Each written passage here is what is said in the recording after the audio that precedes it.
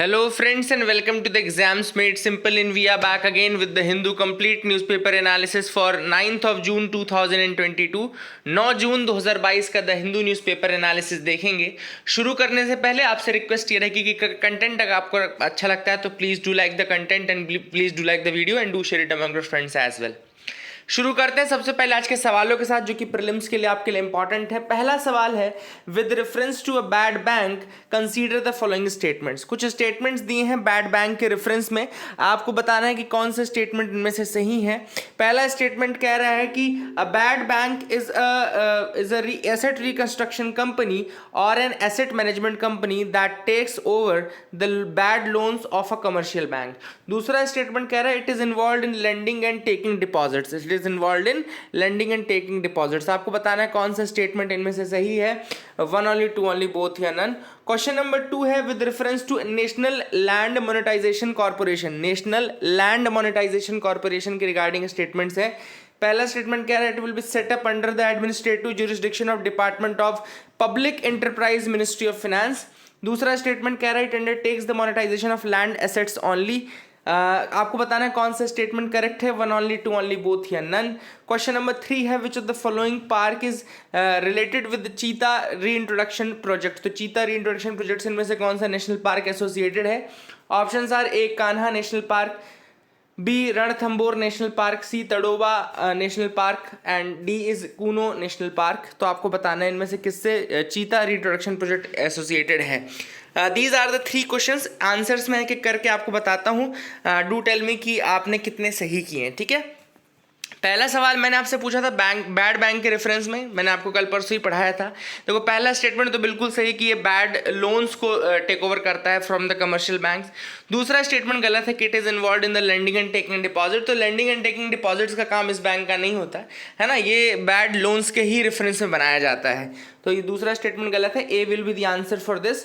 Question number 2 देखते हैं। Statement लिखा है कि नेशनल लैंड मोनेटाइजेशन कॉर्पोरेशन जो है वो सेटअप की जाएगी under the administrative control of administrative jurisdiction of department of public enterprises ministry of finance. ये स्टेटमेंट बिल्कुल सही है, department of public enterprises ministry of finance के अंतर्गत ही सेटअप की जाएगी ये।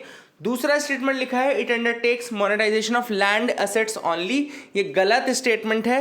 क्लियर कट लिखा हुआ था आपका जो एग्जाम जो द हिंदू था उसमें क्लियर कट लिखा हुआ था कि it is involve in the monetization of land and non core assets. याद रखिएगा इसमें एक चीज़ इंपॉर्टेंट है कि नेशनल लैंड मोनेटाइजेशन कॉर्पोरेशन नाम ज़रूर दिया है इसका, नेशनल लैंड मोनेटाइजेशन कॉर्पोरेशन इसका नाम ज़रूर दिया है, बट लैंड एसेट्स के साथ साथ नॉन कोर जो एसेट्स हैं उनका भी मोनेटाइजेशन ये देखेगी बॉडी। तो that is a thing which is important और यहाँ पे कंफ्यूज भी हो सकते हैं आप लोग, इसलिए इसको दिमाग में रखिएगा कि नेशनल लैंड मोनेटाइजेशन कॉर्पोरेशन जो है वो लैंड एसेट्स के साथ साथ नॉन कोर एसेट्स का मोनेटाइजेशन भी देखेगा। So that will be the thing, यहाँ पे आंसर ए हो जाएगा। तीसरा सवाल मैंने पूछा था कि इनमें से कौन सा नेशनल पार्क एसोसिएटेड है चीता री इंट्रोडक्शन प्रोजेक्ट से, तो इसका आंसर है D Kuno national park. Madhya Pradesh में पड़ता है ये, मुरैना के आसपास, तो कूनो नेशनल पार्क इसका आंसर करेक्ट है। सो that is the thing which is important. ये हो गए आज के 3 सवाल। आई होप आपको कुछ तो नया सीखने को मिला होगा। Mains question of the day देखते हैं जिसका आंसर आपको लिखना है। आपको बताना है extra judicial killings. Extra judicial killings के बारे में आपको बताना है कि कौन कौन से राइट्स हैं जो कि ये इन्फ्रिंज करते हैं एंड किस तरीके से एक्स्ट्रा जुडिशियल किलिंग्स को हम स्टॉप कर सकते हैं। एक्स्ट्रा जुडिशियल किलिंग्स मतलब कि जैसे जब जुडिशरी ने डेथ सेंटेंस ना दिया हो बट जो लॉ इन्फोर्समेंट एजेंसी है वो या कोई अदर इन्फ्रिंज एलिमेंट है, अगर उसने खुद ही आपको जज एंड ज्यूरी बन करके आपको पनिशमेंट दे दी and it takes your life, so that is actually the extra judicial killing. तो आपको उसके ऊपर लिखना है कि एक्स्ट्रा जुडिशियल किलिंग किस तरीके से कौन कौन सी ह्यूमन राइट्स को इन्फ्रिंज करते हैं and how can they be stopped. तो this is the mains question of the day. I hope you got clarity regarding that as well. अब फ्रंट पेज के हम कुछ न्यूज़ देख लेते हैं। सबसे पहले खीर भवानी टेम्पल का नाम लिखा है, तो इसकी तो लोकेशन बस आपको याद रखनी है। मोस्टली इस क्वेश्चन में इसकी लोकेशन याद रखिएगा। मैच द कॉलम या which of the following are correctly matched इस साल एक नया इनोवेशन भी यूपीएससी ने बताया था, है ना, कि कितने पेयर करेक्टली मैच्ड हैं, कितने पेयर इनकरेक्टली मैच्ड है, इसके नंबर से ही पूछ सकते हैं वो। तो ऐसे टेम्पल के और लोकेशन को मैच द कॉलम में पूछ सकते हैं। Kheer Bhavani temple is actually located in the your Kashmir valley. It is a temple in the Kashmir valley, actually it is the Kashmir valley, Ganderbal district है। ओके, तो याद रखिएगा गंदरबल डिस्ट्रिक्ट, वहाँ पर ये लोकेटेड है। खीर भवानी टेम्पल इज देयर, इसको याद रखिएगा। दूसरी जो फ्रंट पेज की बड़ी न्यूज़ है वो है RBI raises the rates to tame inflation. अब सबसे इंपॉर्टेंट चीज़, मैं यहाँ पे इन्फ्लेशन आपको पूरा रिवाइज करा दूंगा। जितने वर्ड्स मैंने इन्फ्लेशन के रिगार्डिंग बोले, और हमेशा मैंने आपको एक चीज़ बोली कि इन्फ्लेशन के ऊपर 1 से 2 क्वेश्चन रहते ही रहते हैं। इस साल भी अगर आपने देखा हो तो नियर वाला क्वेश्चन जो था वो भी था। ऐसा नहीं कि मैंने नियर वाला डेली एनालिसिस में नहीं पढ़ाया था, मैंने नियर भी पढ़ाया है, रियर भी पढ़ाया है, और आपको मैंने रिविजन सीरीज में स्पेशली मैंने रियर और नियर पे नोट्स भी लिख के दिए थे और पढ़ाया भी था आपको, है ना। तो इस तरीके से क्या है कि चीज़ें यही सारी हैं, लेकिन आपको बस दिमाग में रखना है। देखो, मैं आपको ये नहीं बता सकता कि यही आएगा या यही क्वेश्चन पूछेगा। Yes, I can tell you a basket of things, out of these basket some of the X will be chosen, definitely not all, है ना। ये भी गारंटी नहीं कर सकते नहीं यार मैं 50 क्वेश्चन आएंगे। हाँ, 9, 10, 11 क्वेश्चन भी अगर आ रहे हैं तो वो बहुत ही बड़ी बात होती है। ऐसे एग्जामों में जहां पे आपको एक एक नंबर से कट ऑफ ऊपर नीचे होता है, उसमें अगर आपको 22 से 24 नंबर इधर उधर के मिल जाएं तो वो भी बहुत बड़ी बात है। तो take that as that, and जो चीज़ें मैं बता रहा हूँ उनको एटलीस्ट मैं खुद ही फोकस करता हूँ कि आपको बताऊँ कि इस चीज़ को लिख लो, इस चीज़ को आप नोट कर लो। क्वेश्चन ऐसे पूछ सकता है, देखो इसलिए मैं आपको एग्जाम्पल देता हूँ। देखो, क्वेश्चन ऐसे पूछ सकता है, वैसे पूछ सकता है, नॉर्थ टू साउथ ऑर्डर पूछ लेगा, ईस्ट टू वेस्ट पूछ लेगा। तो ये यही सारी चीज़ें हैं। अब देखो, इन्फ्लेशन मैंने आपको बताया है कि देखो पॉलिसीज 2 तरीके की होती है। Let me revise this concept for you. Policy अगर देखें तो 2 तरीके की होती है, एक होती है मॉनेटरी पॉलिसी, एक होती है फिस्कल पॉलिसी, ठीक है ना। तो मॉनेटरी पॉलिसी जो होती है वो आरबीआई की होती है, यानी सेंट्रल बैंक की होती है, ठीक है ना। तो अगर मैं मॉनेटरी पॉलिसी की बात करूं, तो मॉनेटरी पॉलिसी का जो मेन एम है वो है इन्फ्लेशन कंट्रोल। मॉनेटरी पॉलिसी का मेन एम क्या है? इन्फ्लेशन को कंट्रोल करना। अब इन्फ्लेशन कंट्रोल करने के इनके पास 2 तरीके रहते हैं, याद रखिएगा। इन्फ्लेशन कंट्रोल के 2 तरीके, इन तीनों चार्ट्स को बना लो, जैसे मैंने आपको बताया ना अभी, डंडे बना के, ये डंडे बना के लिख लो ना। अब इन्फ्लेशन कंट्रोल के 2 तरीके हो गए, एक होता है क्वांटिटेटिव, एक हो गया आपका क्वालिटेटिव, ठीक है ना। क्वांटिटेटिव में आ गया आपका ये सारे रेट्स वाला, जितना भी ये रेट को बढ़ाना या ओपन मार्केट ऑपरेशन करना, ये सारी चीज़ें आपका किस में आ गया? क्वांटिटेटिव में। और क्वालिटेटिव में क्या आ गया? जैसे कि आपने मोरल सुएशन, मतलब किसी को मोरली परसुएड किया कि भाई देखो ऐसा चल रहा है इंडिया में, तो आप थोड़ा सा इंटरेस्ट रेट को बढ़ा लो, या ये चीज़ इनको मोरली परसुएड करना, या अलग अलग चीज़ें, तो ये क्वालिटेटिव में आ जाएगा, ठीक है ना। तो अब ये जो आपका ये क्वांटिटेटिव जो था, जिसमें आपका मैंने बताया था इंटरेस्ट रेट वाला चीज़ है, और आपका ओएमओ, ओपन मार्केट ऑपरेशन, ये मेन चीज़ें हैं। अब इंटरेस्ट रेट में भी जैसे क्या होता है कि मेन जो पॉलिसी रेट होता है वो होता है आपका आरआर, यानी कि रेपो रेट जो होता है वो मेन होता है। Repo rate is the main, जिसको कि बढ़ाया घटाया जाता है आरबीआई बैंक के द्वारा, है ना। रेपो रेट कौन सा रेट होता है? Repo rate is that rate at which other banks take loan from the RBI, ठीक है ना। Other banks take loan from the RBI, तो जिस रेट पे शॉर्ट टर्म के लिए रीपर्चेज एग्रीमेंट पे लोन लिया जाता है अदर बैंक्स के द्वारा आरबीआई से, वो कहलाता है आपका रेपो रेट कहलाता है, ठीक है ना। अब देखो क्या करता है, देखो मैंने आपको सिंपल से बताया कि इन्फ्लेशन से अगर लड़ना है, ये शब्द मैंने हमेशा बोला है आपको, और यही कंसेप्ट है, यही कंसेप्ट आपको पकड़ के रखना। ऐसे मैंने बॉन्ड यील्ड का, बॉन्ड का कंसेप्ट भी आपको बताया था, है ना, कि अगर इंटरेस्ट बढ़ेगा तो बॉन्ड यील्ड पे क्या वो पड़ेगा, बॉन्ड की अगर प्राइस बढ़ेगी तो यील्ड पे क्या इंपैक्ट बढ़ेगा।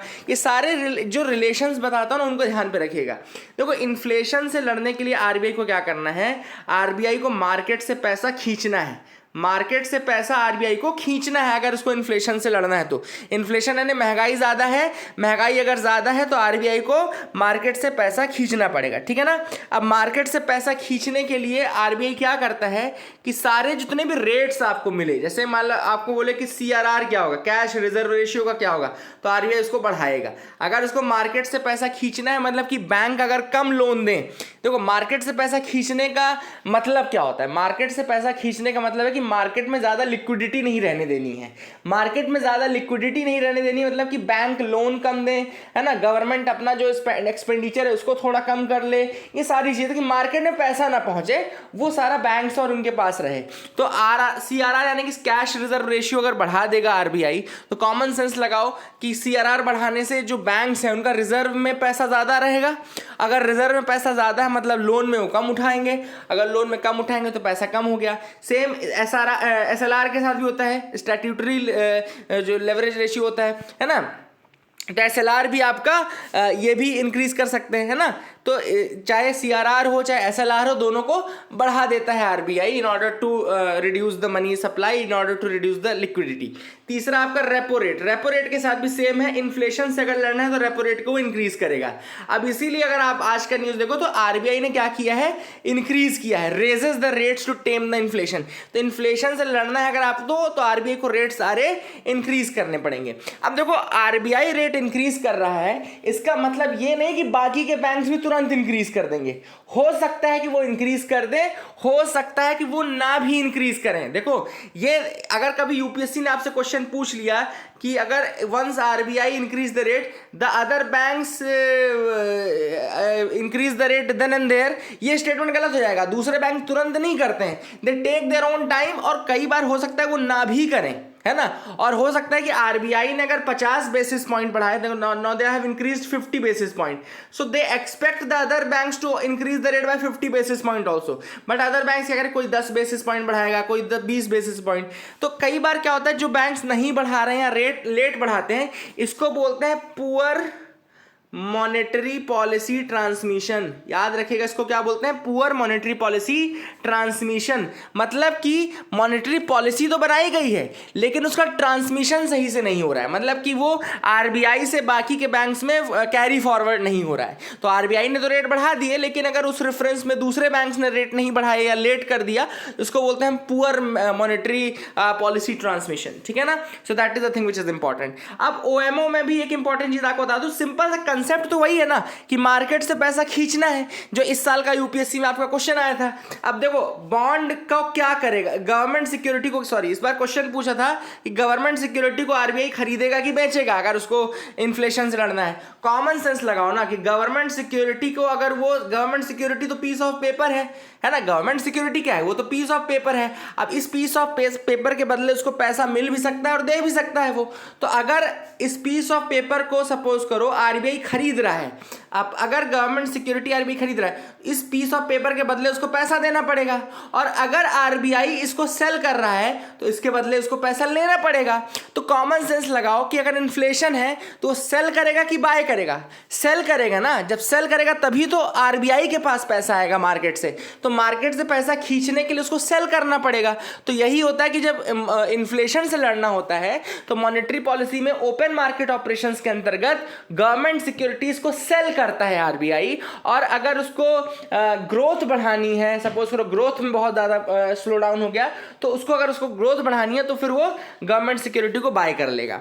अब एक और इंपॉर्टेंट चीज़ आपको बता दूं कि देखो क्या होता है कि इन्फ्लेशन बढ़ने का मतलब एक सीधा सीधा ये भी है, एक तो हो गया कि चलो महंगाई बढ़ गई, लेकिन इन्फ्लेशन बढ़ने का मतलब ये भी है कि डिमांड बहुत ज़्यादा बढ़ गई है ना, डिमांड बढ़ गई है ना। और डिमांड बढ़ने से भी इन्फ्लेशन होता है, मतलब कि आपके यहाँ ग्रोथ होगी मार्केट में, लोग और ज़्यादा प्रोड्यूस करेंगे। भाई जब डिमांड बढ़ेगी तो लोग प्रोडक्शन और करेंगे, प्रोडक्शन और करेंगे तो और ज़्यादा मतलब ये चीज़ें बढ़ेंगी, तो इकोनॉमिक एक्टिविटी बढ़ती है। जब इन्फ्लेशन रहता है तो इकोनॉमिक एक्टिविटीज़ बढ़ती हैं, एम्प्लॉयमेंट भी इंक्रीज होता है। ऐसा नहीं कि इन्फ्लेशन अगर बढ़ रहा है इसका मतलब है कि सब खराब चल रहा है इकोनॉमी, वो इसका भी शोकेस कर सकता है कि आपकी इकोनॉमी बहुत ज्यादा ग्रो कर रही है और आपके यहाँ बहुत ज्यादा प्रोडक्शन हो रहा है। लेकिन अब जैसे इन्फ्लेशन को टेम करना है, मतलब इन्फ्लेशन को कंट्रोल करना है, अब RBI ने सारे रेट्स बढ़ा दिए। अब रेट बढ़ाने का इंपैक्ट ये पड़ता है कि प्रोडक्शन जो होता है वो डिक्रीज हो जाता है ना, क्योंकि कॉर्पोरेट जो है लोन नहीं ले पाते, फैक्ट्रीज बिजनेस लोन नहीं ले पाते, तो प्रोडक्शन डिक्रीज हो जाता है। प्रोडक्शन डिक्रीज होगा तो आपका एम्प्लॉयमेंट भी डिक्रीज होगा, आपका अनएम्प्लॉयमेंट इंक्रीज होगा, अनएम्प्लॉयमेंट जो है वो बढ़ जाएगा। तो ये एक इसका निगेटिव इम्पैक्ट है कि अगर आपको इन्फ्लेशन कंट्रोल करना है, जैसे एक चीज़ आप अगर अच्छी करोगे तो दूसरी जगह थोड़ा खराबी देखने को मिलेगी, वहीं अगर आप ग्रोथ बढ़ाने के लिए जाओगे तो आपका इन्फ्लेशन भी बढ़ने लगेगा। तो इस तरीके से आपको देखना है कि इन दोनों को म्यूचुअली किस तरीके से आप बैलेंस बना करके चल सकते हैं। ये नहीं कर सकते कि इन्फ्लेशन भी कम रहे पूरा और ग्रोथ भी एकदम पीक पे रहे, ऐसा नहीं हो सकता है ना। दोनों चीज़ें थोड़ा थोड़ा ज़्यादा रहेंगी, है ना, जब भी रहेंगी ये, ठीक है। तो that is how it works. तो I hope you got clarity regarding that, ये आपको समझ में आ गया होगा। आगे मूव करते हैं और आपको आज मैप ऑफ द डे मैं पहले बता देता हूँ, मैप ऑफ द डे दिखा देता हूँ सबसे पहले, ठीक है ना। तो एक इंपॉर्टेंट मैप है ये ब्लैक सी, एक्चुअली मैंने वाटर बॉडीज के लिए निकाला है ना। ये वाटर बॉडीज आपका जो एक ऑर्डर है प्रॉपर इनका वेस्ट टू ईस्ट का, वो मैं थोड़ा सा आपको दिखाना चाहता था। मेडिटेरेनियन के आसपास और ये ब्लैक सी के आसपास थोड़ा बहुत सारे इंपॉर्टेंट वाटर बॉडीज, बहुत सारे इंपॉर्टेंट स्ट्रेट्स हैं, एक छोटे छोटे आपके सीज हैं, उनकी लोकेशन काफ़ी इंपॉर्टेंट हो जाती है, ठीक है ना। तो ये आप देख रहे होंगे, this is how it works. ये आपको ब्लैक सी दिख रहा होगा, this is the Black Sea, central Black Sea region. और ब्लैक सी के इधर साइड, अब थोड़ा इसको इस ऑर्डर, पहले तो ऑर्डर समझ लो, सिंपल सी बात है। सारी कंट्रीज दिमाग में जो मैं बता रहा हूं केवल वो रखना। एक तो टर्की आपको दिमाग में रखना है कि देखो टर्की के ऊपर जस्ट ब्लैक सी है। सबसे पहले तो अपने बेसिस, अपने दिमाग में एक मैप बनाओ, है ना, create a map in your own mind कि भैया टर्की के जस्ट ऊपर ब्लैक सी लगा हुआ है, ठीक है ना। और टर्की के जस्ट जैसे ही आप यहाँ पे इस तरीके से अगर एक 90 डिग्री आप बनाएं तो ये आपको ऊपर ब्लैक सी मिलेगा और इधर आपको एजियन सी मिलेगा, है ना। टॉप में याद रखिएगा, जैसे मैप आप देखेंगे तो आपको ये तो चीज पहचान में आ जाएगी ना कि भाई टर्की के जैसे ही ऊपर गए हमको ब्लैक सी दिखा, और जैसे ही परपेंडिकुलर उसके परपेंडिकुलर हम गए टुवर्ड्स वेस्ट तो हमको एजियन सी दिख रहा है। तो अब ये एजियन सी और ब्लैक सी तो आपको दिख गया, है ना। इसकी लोकेशन अब आपको नहीं भूलेगी, है ना। ये इस तरीके से कुछ याद रखेगा, एजियन सी और ये देखो अंकारा भी है। तो मतलब कुल मिलाकर के एक ऐसा राइट एंगल अगर आप बनाएं टर्की से तो आपको ब्लैक सी दिख जाएगा और एक आपको एजियन सी दिख जाएगा। अब एजियन सी से हम ब्लैक सी तक का सफर तय करें अगर, तो हमको क्या क्या चीजें मिलती हैं वो देख लो। तो एजियन सी सबसे पहले हमको मिल रहा है, दूसरे नंबर पे हमको मिलता है यहाँ पे डार्डेनल्स स्ट्रेट। या ये क्या मिलता है, ये क्या कहलाता है, डार्डेनल्स स्ट्रेट। बहुत इंपॉर्टेंट चीज है, ये ऑर्डर याद रखिएगा। सबसे पहले एजियन सी मिला, फिर हमको मिला डार्डेनल्स स्ट्रेट, फिर हमको मिलता है यहाँ sea of Marmara. What is there, sea of Marmara, sea of Marmara मिला। अब देखो ब्लैक सी एक्चुअली में अगर आप देखो तो ब्लैक सी पहले शुरू हो जाता है। If you consider it from west to east, अगर आप वेस्ट टू ईस्ट इसको कंसीडर कर रहे हो तो अगर आप देखो एजियन सी के बाद आपको क्या मिल रहा है, एजियन सी मिल रहा है, फिर डार्डेनल्स स्ट्रेट मिल रहा है, फिर आपको सी ऑफ मार्मरा मिल रहा है। लेकिन ब्लैक सी आपका जो है वो आपका इधर बॉस्फोरस स्ट्रेट के पहले से शुरू हो जाता है। तो थोड़ा सा ये भी दिमाग में रखना कि एक्चुअली में ब्लैक सी जो है वो बॉस्फोरस स्ट्रेट के पहले शुरू हो जाता है ना, बॉस्फोरस के बाद नहीं शुरू होता, इट कम्स बिफोर बॉस्फोरस, है ना। तो शुरू एक्चुअली ये बॉस्फोरस से पहले हो जाएगा, वेस्ट टू ईस्ट के ऑर्डर में, ठीक है। फिर ब्लैक सी हो गया। अब देखो ब्लैक सी के बाद भी यहाँ पे ऊपर थोड़ा कुछ और वाटर बॉडीज हैं, उनका भी देख लो। ब्लैक सी से जस्ट लगी हुई ऊपर वाटर बॉडी आपका सी ऑफ अजोव। तो यहाँ पे क्या है, सी ऑफ अजोव नाम की वाटर बॉडी भी है। अब एक्चुअली मैंने सी ऑफ अजोव क्यों आपको बताया कि यहाँ पे जो आपका अभी यूक्रेन की जो क्राइसिस चल रही है, जैसे आप यहाँ पर देखोगे कि ये आपका यूक्रेन है, यूक्रेन का भी यहाँ पे मुंह लग रहा है। और आप यहाँ पे देखो तो यूक्रेन का एक यहाँ पे पोर्ट भी है। एक्चुअली अभी रिसेंटली जो क्राइसिस हुई है यूक्रेन और रशिया की, उस कारण से सी ऑफ अजोव और पूरा ब्लैक सी का जो ट्रेड है वो ठप हुआ पड़ा है। सी ऑफ अजोव और ब्लैक सी वाले रीजन का जो ट्रेड है, जो वर्ल्ड में सप्लाई होती थी यूक्रेन और रशिया से, वो सारी ठप पड़ी हुई है। अब वो ठप पड़ी रहेगी तो ऑब्वियस सी बात है जो प्रेशर है फूड प्रोडक्ट्स का वो काफ़ी ज़्यादा बढ़ जाएगा। आज हम डिस्कस करेंगे कौन कौन से फूड प्रोडक्ट्स हैं, बट एक्चुअली आपको ये थोड़ा सा ओवरऑल मुझे बताना था जो इनकी लोकेशन है। आई hope you got clarity regarding that, है ना। और यहाँ पर एक इंपॉर्टेंट नीप्रो रिवर है, ये भी याद रखिएगा। यूक्रेन के बिल्कुल इस तरीके से ईस्टर्न पार्ट से आती है। डिनीप्रो या डिनीपर नहीं है, डिनीप्रो है या नीप्रो, आप जो भी बोलें, साइलेंट करके बोलेंगे तो नीप्रो बोलोगे और नहीं करके बोलोगे तो डिनीप्रो बोलोगे, तो जो भी बोलो यहाँ पे फिर आता है यहाँ आपका यहाँ मर्ज हो जाता है ये, ठीक है। तो I hope you got clarity regarding that as well. और यहाँ पर ब्लैक सी में जाकर के फिर नीप्रो रिवर जाके चली जाती है। तो ये एक ओवरऑल आइडिया आपको लग गया होगा। फिर नीचे आप यहाँ पे देख सकते हैं कि सी ऑफ क्रेट है, यहाँ पे आपको सी ऑफ क्रेट दिख रहा होगा, यहाँ पे एजियन के जस्ट नीचे, और यहाँ पे उसका ही बड़ी वाटर बॉडी मेडिटेरेनियन सी आपको दिख रहा होगा। तो this is what the map was. यहाँ पे मेजरली जो मुझे आपको बताना था वो मैंने आपको बता दिया। आते हैं एडिटोरियल पार्ट में और देखते हैं क्या क्या इंपॉर्टेंट एडिटोरियल हैं यहाँ पे आज डिस्कस करने के लिए। पहला जो एडिटोरियल हम डिस्कस करेंगे वो है सेफ फूड्स। कल भी मैंने आपको बताया था, फिर आपको बता दूं कि फूड सेफ्टी एंड जो food safety and standard authority of India है, food safety and standard authority of India, उसने स्टेट फूड सेफ्टी इंडेक्स निकाला था। याद रखिएगा, स्टेट फूड सेफ्टी इंडेक्स। और स्टेट फूड सेफ्टी इंडेक्स में तमिलनाडु रैंक 1 पे रहा, गुजरात रैंक 2 पे रहा और महाराष्ट्र रैंक 3 पे रहा। ठीक है ना। तो Tamil Nadu rank 1, state food safety index की हम बात कर रहे हैं, किसके द्वारा निकाला गया है? Food safety and standards authority of India, food safety and standard authority of India ने बनाया। और जो पैरामीटर्स थे वो मिनिस्ट्री ऑफ हेल्थ अफेयर्स ने बनाए थे। याद रखिएगा, the parameters were of the ministry of health affairs. तो तो ये पैरामीटर्स थे कौन कौन से? पैरामीटर्स जो थे उनमें से इंपॉर्टेंट था human resources and institutional data. मतलब ह्यूमन रिसोर्सेज की क्या स्टेटस है फूड सेफ्टी से रिलेटेड। कंप्लायंस, मतलब कि जितने भी स्टैंडर्ड्स बनते हैं FSSAI के, उसके साथ कितना कंप्लाई किया जाता है। देन फूड टेस्टिंग, फूड की टेस्टिंग का क्या स्टेटस है आपकी कंट्री में। Food testing infrastructure and surveillance. Actually इसमें टेस्टिंग के अंदर का दो चीज़ें आती है कि इंफ्रास्ट्रक्चर कैसा है, मतलब टेस्टिंग की लैब्स कैसी हैं, क्या है, और सर्विलेंस मतलब उनकी मॉनिटरिंग होती है कि नहीं होती है ना। तो food testing, surveillance and infrastructure. Then training and capacity building, मतलब कि जो आपके यहाँ फूड सेफ्टी ऑफिसर्स हैं या फूड सेफ्टी रेगुलेटर जो भी हैं, उनका किस तरीके से ट्रेनिंग है, कैपेसिटी बिल्डिंग किस तरीके से है, टेक्नोलॉजी उनको प्रोवाइड की जाती कि नहीं। एंड लास्ट है कंज्यूमर एम्पावरमेंट। तो तमिलनाडु का अगर हम केस देखें तो लास्ट ईयर का जो रेटिंग था उसमें उनकी रैंक 3rd थी, लेकिन from that rating to now they have improved in the first 4 parameters. जो पहले शुरू के 4 पैरामीटर्स हैं उन सब में उनको इम्प्रूवमेंट देखने को मिला है। And this is a good thing. और ऑथर ने वही चीज़ कही कि भाई देखो, फूड जो क्वालिटी है that is a very essential thing, है ना, क्योंकि फूड से जुड़ा है health. Food is related with health and actually food किससे, अगर हेल्थ है और हेल्थ से आपका ह्यूमन रिसोर्स डेवलपमेंट है। अगर मैं आपको ह्यूमन रिसोर्स डेवलपमेंट की बताऊं तो ह्यूमन रिसोर्स डेवलपमेंट के लिए 3 चीजें चाहिए मेनली। एक होता है हेल्थ, एक होता है एजुकेशन और तीसरा होता है स्किल। तो ये हमेशा याद रखेगा कि if you want to develop the human resources of the country, you have to work on the three aspects, health, education and skill development. और health is directly related to your food and food quality and all. तो इसलिए author ने कहा कि सिर्फ अकेले state governments काम नहीं कर पाएंगी। हाँ, सेंट्रल गवर्नमेंट का काम यह है कि वो उनके साथ कोलैबोरेट करें, वो उनको कैपेसिटी बिल्डिंग कराएं, उनको टेक्नोलॉजीज प्रोवाइड करें और नई और जो भी इंप्रूवमेंट है, जो भी स्टैंडर्ड्स हैं वो सेटअप करें सही, तभी जाकर के कहीं फूड क्वालिटी में और इंप्रूवमेंट हमको देखने को मिल सकता है। तो all these things have been suggested by author in this article. I hope you got clarity regarding that. दूसरा जो मेन आर्टिकल हम डिस्कस करेंगे वो है एक्स्ट्रा जुडिशियल किलिंग के बारे में। ये एक्स IG सर हैं, उन्होंने आर्टिकल लिखा है, MP नथानियल ने आर्टिकल लिखा है ये। अब देखो यहाँ पे ऑथर ने सबसे पहले यहाँ पे बात की है रिसेंटली जो 2019 में, याद रखेगा 2019 में हैदराबाद में इनकाउंटर्स हुए थे, जिनको कि इन्होंने फेक इनकाउंटर कहा है, Hyderabad fake encounter case of 2019, है ना, on the outskirts of Hyderabad near Shamshabad. अब यहाँ पे इन्होंने इसको उठाया है और इसके रिगार्डिंग रिपोर्ट सबमिट की गई थी bye former supreme court of India जज जस्टिस VS सिरपुरकर। तो एक दो चीजें फैक्ट याद रखिएगा, एक तो VS सिरपुरकर रिपोर्ट।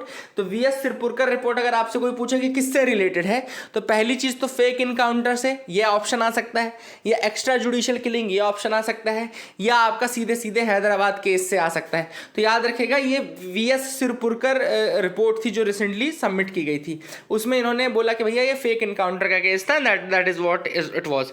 अब ऑथर ने कहा कि जो फेक इनकाउंटर्स होते हैं they are actually against the rule of law.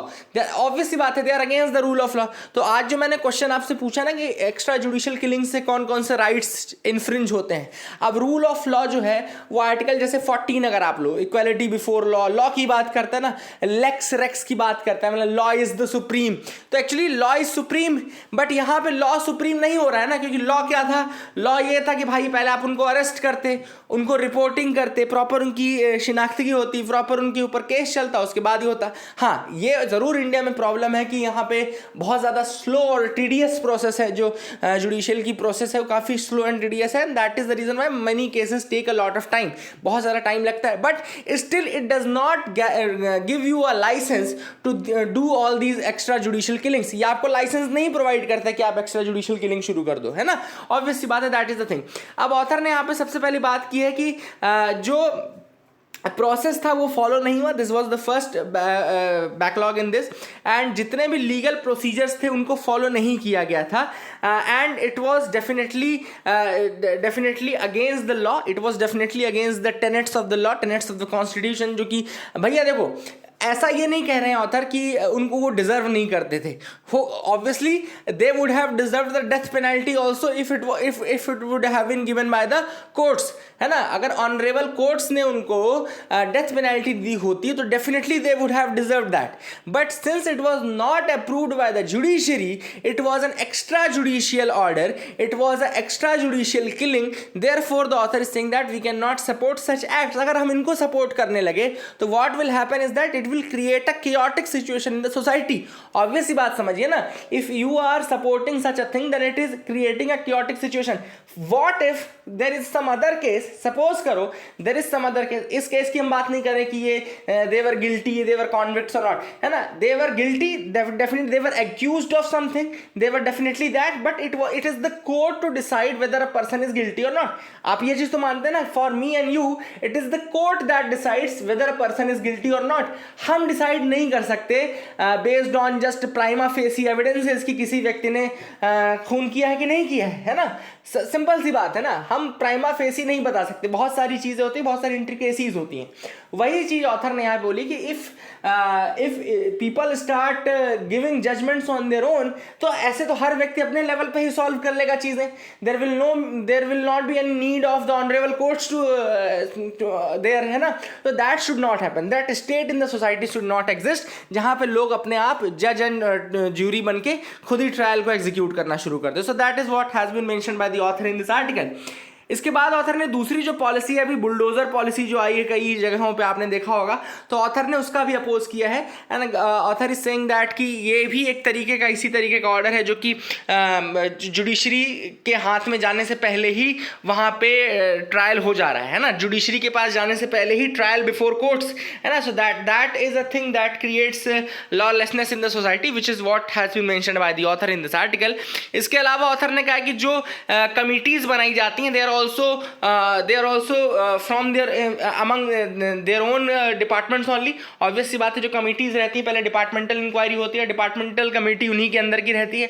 तो ऑथर ने यहाँ पे सजेशंस दिए हैं कुछ, जिसमें उन्होंने ये कहा है कि जो इंक्वायरी हो उसमें जो भी आपने इंक्वायरर बनाया है या जो भी ऑफिसर इंचार्ज रखा है वो आप दूसरे स्टेट का लेकर के आओ, ताकि ज़्यादा ओपन और ज़्यादा ट्रांसपेरेंट और क्रेडिबल इंक्वायरी हो सके। दूसरा उन्होंने कहा कि जो मैजिस्ट्रेट होना चाहिए वो भी उस जिले के नहीं होने चाहिए, the magistrate should also be from some other district और some other state, so that he can impartially take that case and उसके बेसिस पे वो डिसीजन ले सकें। तो ये दो सजेशंस ऑथर ने यहाँ पे दिए हैं। तीसरा ऑथर ने यहाँ पे मार्कंडे काटजू का एक केस था 2011 का, जिसमें उन्होंने कहा था कि fake encounters are nothing but a cold blooded brutal murder. अगर आप फेक इनकाउंटर कर रहे हैं, even if that person is guilty, even if that person is that person deserves this kind of punishment, but it should not be pre-approved by the courts, मतलब it should not be before the trial in the courts, it should be only after the trial and after the honorable courts have given the judgment, that should happen। ठीक है ना, तो basically आप उनको hang करो, but आप उनको hang करो लेकिन जुडिशियल ऑर्डर से, आप उनको हैंग करो लेकिन कोर्ट्स के ऑर्डर से, है ना, ऑनरेबल कोर्ट्स अगर नहीं कह रहे हैं तो आप उनको इस तरीके की चीज़ें ना करें। तो this is what has been mentioned by the author in this article. I hope you can write the answer on your own now, आप इसको लिख लीजिएगा, लेकिन दिस इज व्हाट जो कि ऊपर मोटा मोटा आपको जस्ट मैंने बता दिया। Make sure you remember that. आगे मूव करते हैं यहाँ पे Ukraine war and the global food crisis. तो यहाँ पे आप देख सकते हैं यूक्रेन वॉर से जो फूड क्राइसिस है काफ़ी ज़्यादा बढ़ गए, इसीलिए आपने देखा होगा कि ग्लोबल जो फूड प्राइसेस हैं वो भी काफ़ी राइज पे हैं। एंड यूक्रेन एंड रशिया दोनों के कारण ही दोनों ही बड़े सप्लायर्स हैं काफ़ी चीज़ों के। और कौन कौन सी चीज़ें हैं जो कि मार्केट में कम हो गई हैं वो मैं आपको बता देता हूँ। पहली चीज़ देखो यहाँ पे लिखा है सनफ्लावर डिपेंडेंसी। इंडिया का ही अगर आप देखो तो इंडिया लगभग 86% of its sunflower oil seeds जो है वो रशिया एंड यूक्रेन से आते हैं। इंडिया के 86% सनफ्लावर ऑयल नीड्स जो है वो हमारी रशिया एंड यूक्रेन से आती है, ठीक है ना। बार्ले की डिपेंडेंसी बहुत है चाइना की, जैसे चाइना इंपोर्ट करता है $14.3 billion worth of barley from these two countries, तो बार्ले में चाइना जैसे डिपेंडेंट है। फिर वीट की डिपेंडेंसी देखो तो इजिप्ट हो गया, टर्की हो गया, अजरबैजान हो गया, nearly 70% of their wheat dependency is on Ukraine and Russia. फिर कॉर्न की डिपेंडेंसी है, 7 countries imported over $1 billion worth of corn from Russia and Ukraine.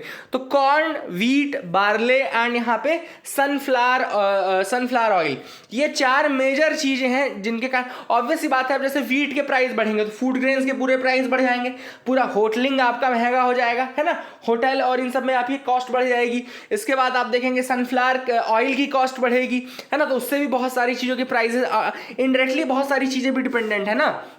So that is actually what is happening.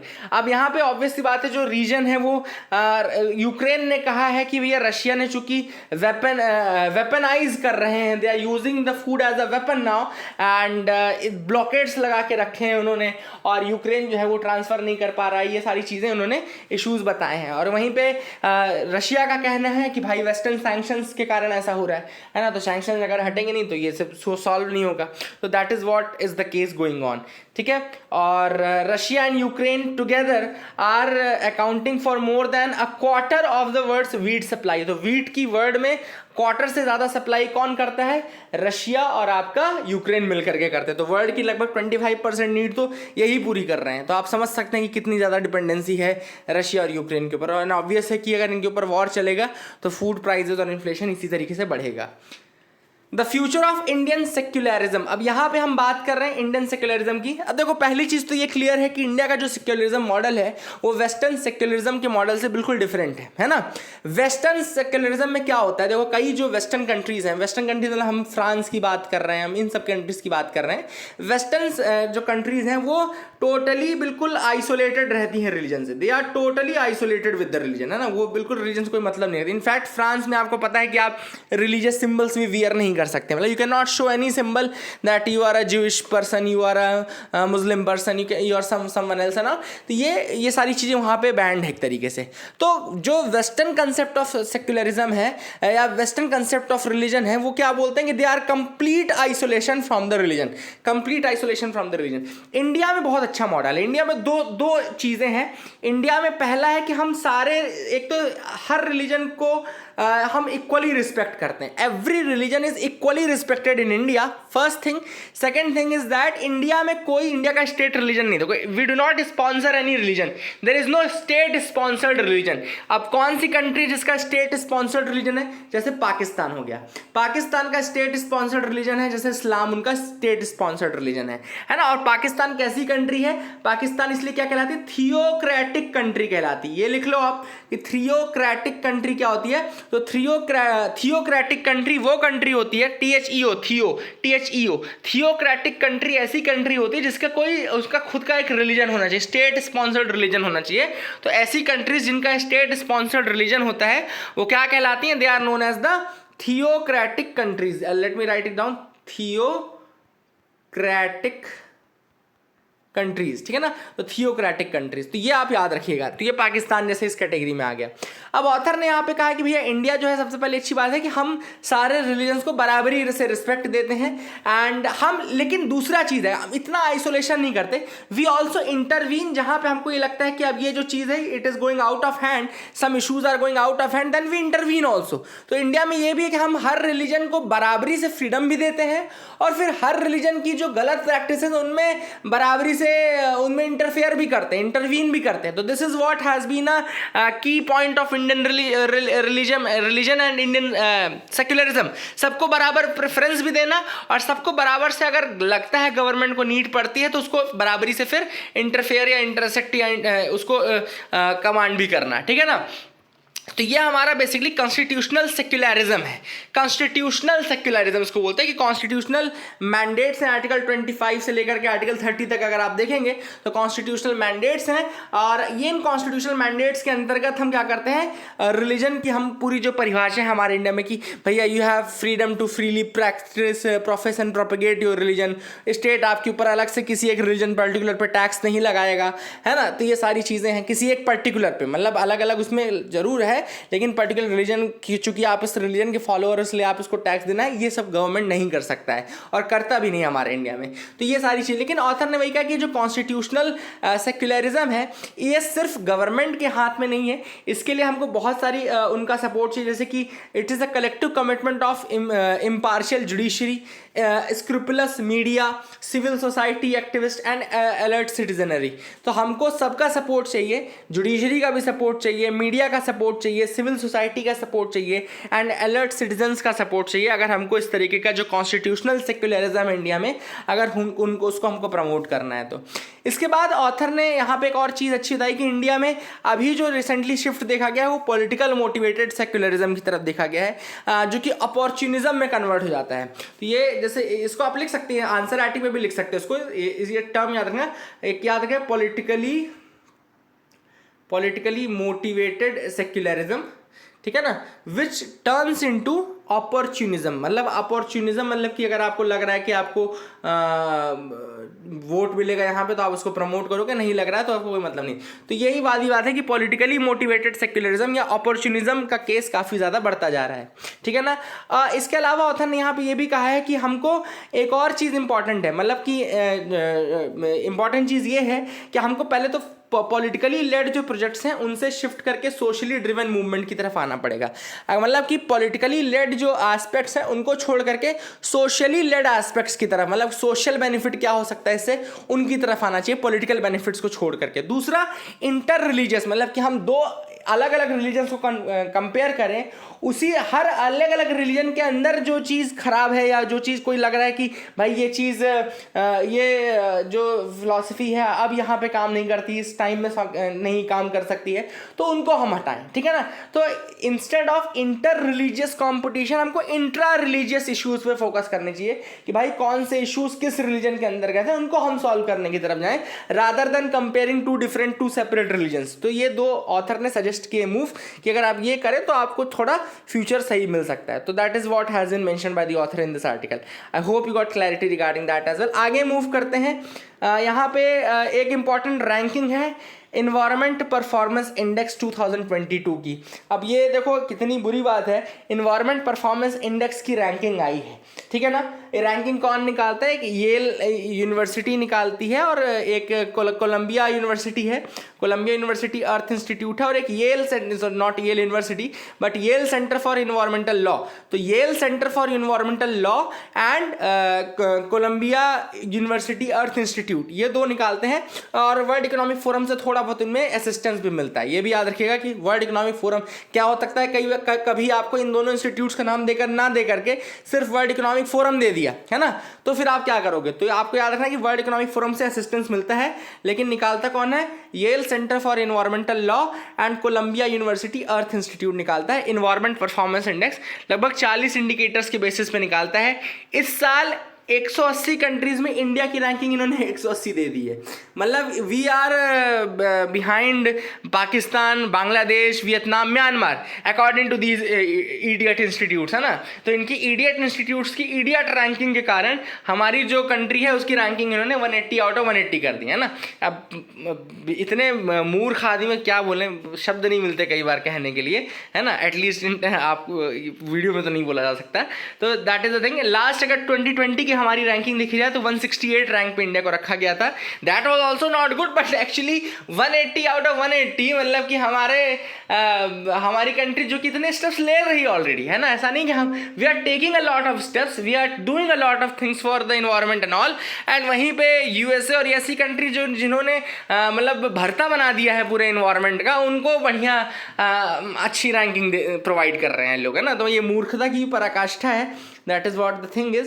And इसके अलावा अगर हम देखें कि कौन कौन सी कंट्रीज हमसे आगे हैं, तो मैंने बताया आपको बांग्लादेश, पाकिस्तान, ये सब भी कंट्रीज हैं जो कि हमसे आगे रखी गई हैं। तो इंडिया ने तो बहुत अच्छा इसका रिबटल दिया है पूरा, और कहा है we do not accept your ranking, your rating system is biased and your system is definitely against that. ये इस तरीके की बातें हमने क्लियर कर दी हैं।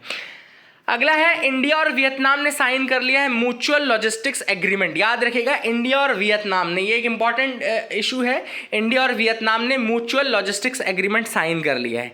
सबसे इंपॉर्टेंट चीज़ याद रखिएगा कि हमारा लॉजिस्टिक्स का एग्रीमेंट और भी कंट्रीज़ के साथ है, जिसमें फ्रांस, सिंगापुर, साउथ कोरिया, ये कंट्रीज़ हैं हम जिनके साथ हम कर चुके हैं already logistics agreement, France, Singapore and south Korea.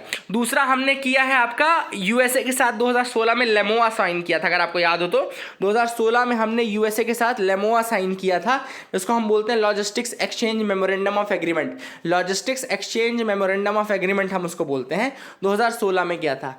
अब लॉजिस्टिक एग्रीमेंट क्या होते हैं? लॉजिस्टिक एग्रीमेंट बेसिकली ऐसे एडमिनिस्ट्रेटिव अरेंजमेंट्स होते हैं जो कि फैसिलिटेट करते हैं मिलिट्री फैसिलिटीज़ को for exchange of fuel, provisions on mutual agreement simplifying logistical support, increasing operational turnaround of military when operating away from India। मान लो इंडिया के बाहर कहीं हमारी मिलिट्री काम कर रही है पर वियतनाम के पास है, हमको कुछ ज़रूरी चीज़ लगी, रिफ्यूलिंग की आवश्यकता पड़ी या कुछ और इंपॉर्टेंट चीज़ की ज़रूरत लगी, तो हम फिर ऐसी चीज़ों के लिए फिर वियतनाम की उससे हेल्प ले सकते हैं जिनके साथ हमारा लॉजिस्टिक एग्रीमेंट है, या ट्रांसपोर्ट के दौरान कोई ज़रूरत पड़ गई है ना, तो ये सारी जगहों पर हम उनसे मदद ले सकते हैं। तो ये एक इंपॉर्टेंट इशू था जो कि आपको बताना जरूरी था। I hope you got clarity regarding that as well. इसके अलावा आरबीआई ने रेट्स इंक्रीज कर दिए हैं, इससे बिल्डिंग सेक्टर को नुकसान पहुंचेगा, रियल एस्टेट को। ऑब्वियस सी बात है, जब इंटरेस्ट बढ़ गए तो लोग लोन नहीं लेंगे, अब लोन नहीं लेंगे तो घर तो खरीदना बड़ा मुश्किल है इंडिया में जितने रेट चल रहे हैं, है ना। तो इसी कारण से जो रियल एस्टेट है उसको थोड़ा इम्पैक्ट पड़ेगा। RBI raises the limit on housing loans by cooperative banks. अब कोऑपरेटिव बैंक्स कितना लोन दे सकते हैं उसकी लिमिट उन्होंने बढ़ा दी है फॉर द हाउसिंग लोन्स, है ना। तो रिजर्व बैंक ऑफ इंडिया ने क्लियर कट कहा है 3 अलग अलग उसमें कि जो टीयर 1 और टीयर 2 की अर्बन कोऑपरेटिव बैंक्स हैं, टीयर 1 सिटीज़ की और टीयर 2 सिटीज़ की अर्बन कोऑपरेटिव बैंक हैं, वो 30 लाख से बढ़ा करके 60 लाख कर दिया है ना, और 70 लाख से बढ़ा करके 140 लाख कर दिया। टीयर 1 के लिए 30 से वो 60 कर दिया, टीयर 2 के लिए 70 से 140 लाख कर दिया है फॉर दीज, ठीक है ना। दूसरा जो रूरल कोऑपरेटिव बैंक्स है, रूरल कोऑपरेटिव बैंक्स, वो जिनका 100 करोड़ से कम का एसेट वर्थ है, उनका लिमिट रेस किया है 20 लाख से बढ़ा करके 50 लाख का लोन रेस करने का। और जो rest of the rural cooperative banks हैं वो 30 लाख से बढ़ा करके 75 लाख उनका कर दिया गया है, ठीक है ना। तो 100 करोड़ से कम जिनका 100 करोड़ से कम अगर आपका नेटवर्थ है तो आपको 50 लाख तक की ही लोन देने की परमिशन है, और रूरल कोऑपरेटिव में अगर आपका नेटवर्थ 100 करोड़ से ऊपर का है तो आप 75 लाख तक का दे सकते हैं। तो ये दोनों चीज़ें भी याद रखिएगा। I hope you got clarity regarding that as well. So that is it for the day. Keep loving us, keep sharing us. Thank you and have a nice day.